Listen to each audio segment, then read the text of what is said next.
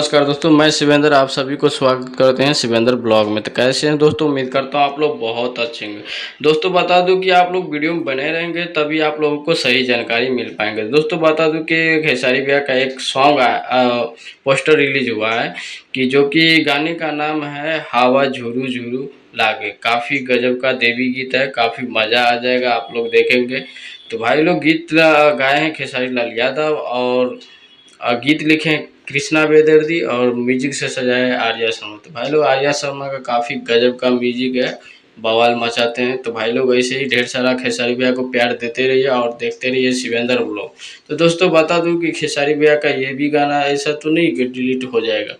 तो देखते हैं कब आते हैं। तो टाइम तो अभी फिक्स नहीं हुआ, जैसे ही कुछ टाइम फिक्स होता है कब आते हैं तो आप लोगों को वीडियो के माध्यम से बता दिया जाएगा।